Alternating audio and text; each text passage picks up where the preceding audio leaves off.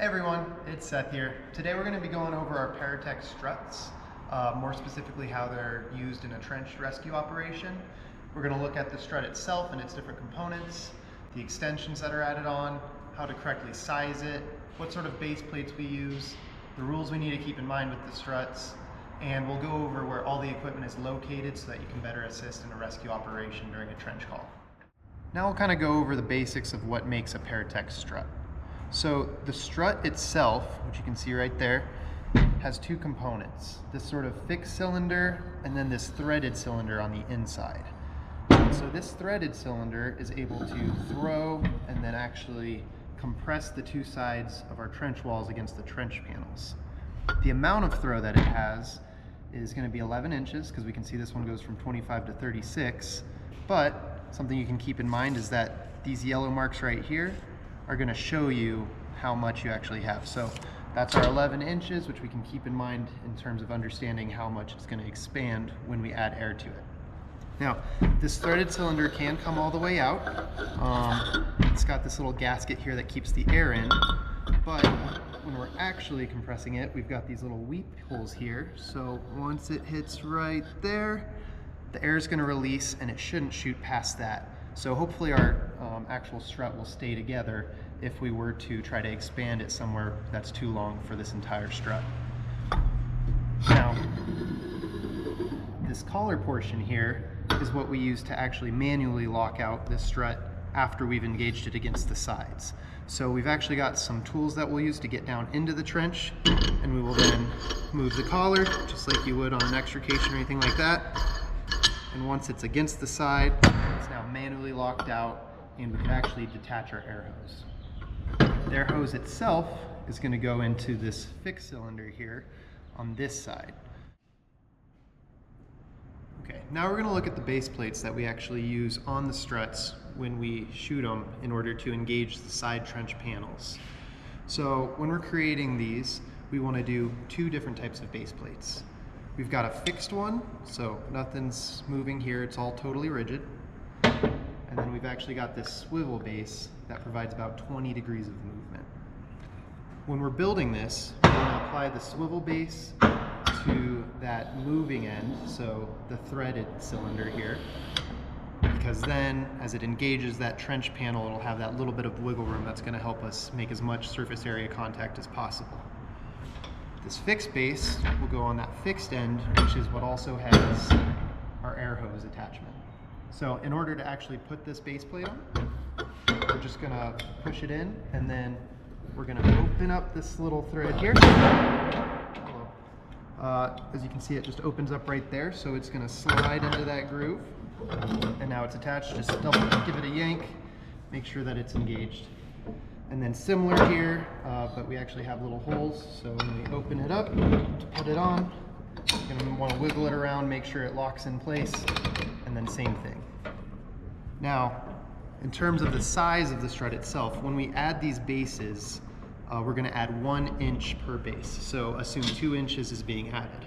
So before, we had our 25 to 36 inch strut, but now it's actually 27 when we look at the other side. So I wouldn't drop this into a trench if it's exactly 27. I would want something a little bigger than that. And knowing that we have 11 inches of throw, we could basically go from 28 to 39. Okay, now we're going to look at the extensions, which we add onto the strut to extend its total length. So on the Rescue, we've got 3 different sizes. We've got our 6-inch extension, our 12-inch extension, and our 24-inch extension. Now, there's a rule we want to keep in mind whenever we're extending our strut, and that's the 1, 2, 3 rule. And what that means is that on one strut, we can add 2 total extensions, and those 2 extensions cannot exceed 3 feet.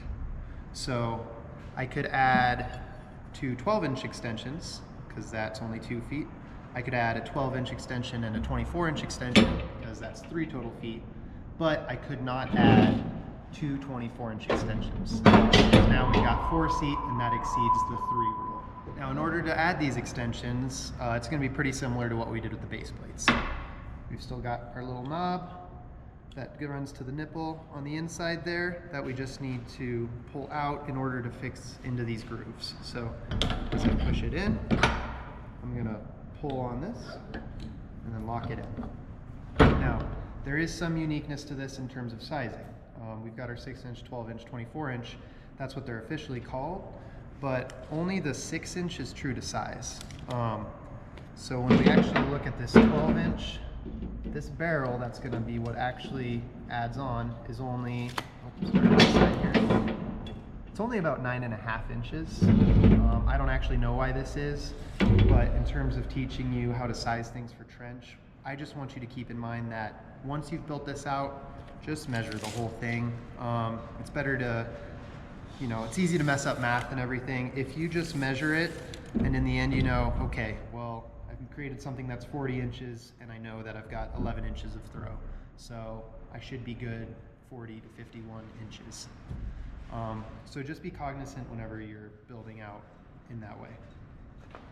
Now we've actually built our strut to proper size. We have our swivel base on the end that actually shoots out, so our threaded end with the collar. And then we've got our fixed base on that fixed end where the air hose will go. Now to put it together and prepare it to actually get lowered into the trench, we're going to apply ropes on each side. So when we're talking and we're lowering this down to get it nice and level, this is going to be our collar side. The other end will be referred to as our air side, because that's where the air hose is going to go. So these base plates have these nice little points of attachment. If we were on the other base plates, which are found on the Rescue, they don't have these same attachment points, so you'll actually just have to wrap it and girth hitch it in order to lower it down. Now, for our air side, that's where our air hose will actually go as well. So we've got tons of hoses. You're going to want to open it up by pushing it together and then pulling this piece back. We're going to attach it to the nipple here, so we will do the same thing. Pull that little piece back and push it on. And then once it's on, we need to make sure we lock this collar down. So we're going to twist, twist, twist. And now it's locked in place. I can no longer pull that piece back that I was using to release it. So with all that put together, we're now ready to actually take this and have a person walk each end of the rope. And we've got the person on this side will be our air side. So if it's air side down, this person will lower the rope. And then the person on this side will be our collar side. So if they say collar down, collar up, this person needs to adjust. So first we'll go over where everything is on the Rescue that you might need in regards to building struts out for a trench rescue operation. So if we go to this DO side 1 compartment, we've got a series of air hoses right here. We've got our air appliances right here, which is going to be all of our attachments that we use in order to shoot air to the struts.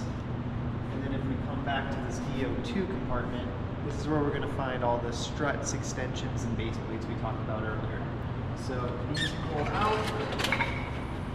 All of our struts, kind of like we noted earlier, are going to have this yellow line that shows how much they actually extend out, how much throw they have.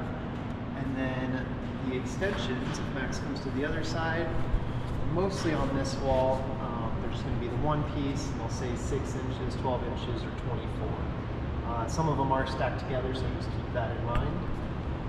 The other spot that I want you to note is our base plates on this wall. We've got fixed right here, a bunch of swivels here, and we also have our air kit here, which is going to have 2 60-minute cylinders. You're going to want to bring this and set it up in order to use this air in order to shoot the struts. So that's about everything you're going to need off the Rescue in terms of struts for the trench operation.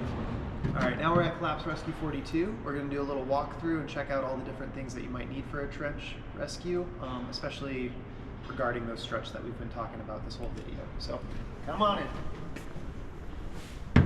Immediately as you walk in, on this left side, we're going to have Shovels, sledgehammers, all this could be used in a variety of ways, but our actual trench PPE is going to be located in this first box. Up above us, you can see the lip bridge. Moving over to the right, we've got trench ropes. This is kind of a general box that has a bunch of different stuff, but we've got ropes that can be used for our trench panels, as well as smaller ropes that we'll use for the struts, which I'll also show in this video. We've got some corner bracket kits if we need to make different types of panels, as well as some utility rope and some wooden pickets. We've also got some additional struts right here. And then if we look to our right, this will be the end of our trench stuff that we might need. So we've got low pressure airbags. These will help fill in gaps behind the panels if needed. And then the strut rope box, which is going to have a lot more of those smaller utility ropes that we'll actually use to attach to those struts, so that we're able to lower them in, as well as some other small items like some spade shovels and whatnot. And then this is our Paratech base plates. So in this video, I've kind of showed how different base plates have attachment points. This is going to be the box that has those attachment points that make it easier to lower it in rather than girth hitching every time that we're trying to lower a strut. So now we'll go ahead and pull some of these down, just double check that we know what's inside and go from there. So here we've pulled down the trench rope box. It's going to be the second one on your left as you walk in. It's got some panel ropes, strut ropes, so basically these thicker ropes are going to be used to drop down our panels. And then we have some ropes without carabiners that can be used to lower our struts. There's also some brackets and pickets, which are some additional things we may need. Just be aware of where they are. Here we've got our strut rope box. So this is going to be the second to the last one on the right as we're walking in. This one has a few more of those bigger trench panel ropes, but more importantly for struts, we've got this little DeWalt bag here, and it's got all of our ropes that are pre-rigged with carabiners ready to be attached to our struts. Additionally, this is where you would go if you needed some little hand shovels in order to help dig a patient out. Alright, now we've got the last box on the end, on the right there. This is going to be our base plate box. So again, inside of here we've got tons of base plates, both our swivel bases and our rigid ones. This. But what's different than the ones that I just showed you on the rescue is that we have these nice attachment points where those carabiners. Now that we understand how to actually size our struts and how long they are, including the bases and extensions when we make it, because we know to measure it once we're all done with it, let's talk about what the measurement is when we go inside of the trench. So if your officer tells you, hey, I need a 40-inch strut, you should double check with them whether that means they've already accounted for trench panels or not. So if the trench itself is 40 inches long, so let's say this is 40 inches, then we need to reduce that by 4.5 inches for our panels. So each panel is 2.25 inch, and that's including the fin form and the LVLs. So if your officer applies that 40 inches is how large that trench is, dirt to dirt, then we know that we need to account for 4.5 inches of panels. So those will sit in the sides here. And with that, we're going to need to actually make a 35.5 inch strut. So again, kind of like I mentioned earlier, 35.5 inch is what we need to get to. So I would advise actually making a strut that will extend to that length and is at least, maybe 2 inches shorter than that. Because a lot of times if there's any angling or anything going on inside of this trench, as you're trying to drop it in, it might become too tight and you might not be able to place that strut where you want it. The other thing we didn't talk about earlier, but the concept's completely the same as the gray struts, is the golds.